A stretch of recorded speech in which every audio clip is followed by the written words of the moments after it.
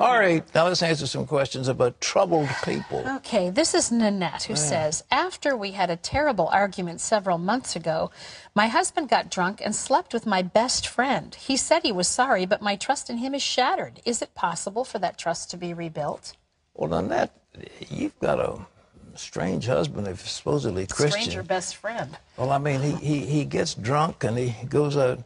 But, hey, that's just, I hate to say one of those things. But can you rebuild the trust? The answer, of course. He was just getting back at you. You'd hurt him. Whatever you said to him, you don't know what you didn't tell me what you said. But that's pretty serious retaliation. So it's serious, Terry. So he's a man. So men get drunk and sleep around. That's just. Oh, excuse me. Nanette, you both need a counselor, a serious Christian counselor to help you with that. Well, you know?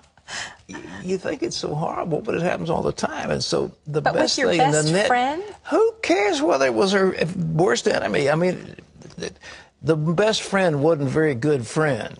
You think? No, I really just think. But these things happen. And what she's got to do is forgive and get on with her life. Can I ever rebuild the trust? Well, of course you can. This was a one-time thing. Guys make mistakes, so do women. They make mistakes. They get hurt, they get angry, and they do something that they regret. So the best thing to do is to forgive and forget. You can't hold on to those things. What are you going to do? Say, well, I'll never forgive him, so you break him? No, I don't think you should never forgive him, but I think there needs to be some kind of a deep understanding that this was wholly inappropriate and will not happen again. You're so reasonable. Not really. Not really at all. Obviously, you haven't been through the torments of life like some of us who've lived a little rougher than you have. Maybe you've lived rougher than we have, and you're not even telling us about it. Been through this torment. Okay. If you want more advice on dealing with infidelity, visit our website. You can log on to cbn.com. Click on that Bring It On extra link. Next question. Okay. Rosalind says, my husband and I have tried for years to have children, and fertility procedures have taken a toll on us. Recently, our insurance stopped covering treatments. Could that be God's way of saying to stop trying? It's amazing, Rosalind. As soon as people begin to relax, you know, a lot of times they go and adopt somebody. The minute they adopt a kid, then they get pregnant. I mean, it's incredible. You're trying too hard. All I can say is let go and let God. If he wants you to have a child, you'll have one. You know, that did happen to people in my husband's family, where they had fertility treatments for years, stopped, and then got pregnant twice. You're trying too hard. Exactly. All right, what else? Okay, this is Hannah, who says 6 months ago, our teenage son was killed in a car accident. When people tell me to be thankful I still have 2 other children, it makes me angry because that doesn't lessen the loss of our son.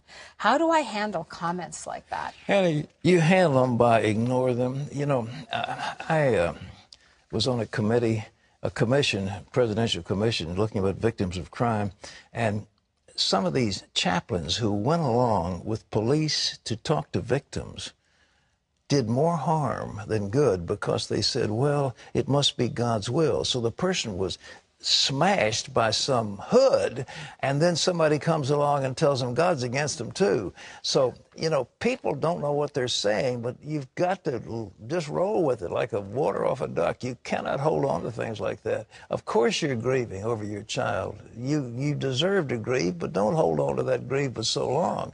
You've got to live your life, and you've got to live for those other children.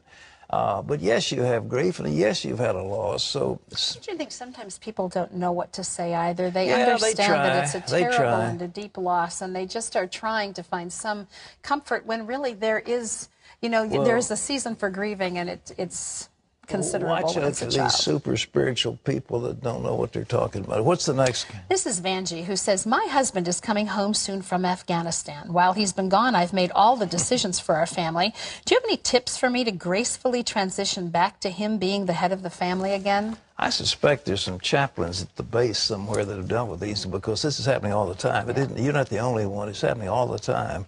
And you need to have a session with the Lord and to surrender to him the role that you've assumed, and let your husband take over as head of the family, because he's going to want to do it. And if you're fighting him, it's going to make it very painful.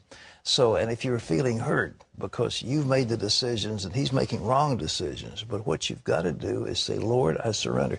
You need to spend time with God, just you and the Lord, and talk to him and let that stuff come out and say, Lord, I surrender all this to you, and I'm going to give my husband the place he deserves as head of our household. And if he won't take it, then that's something else, but assuming he does. But you don't need to fight with the next combat veteran.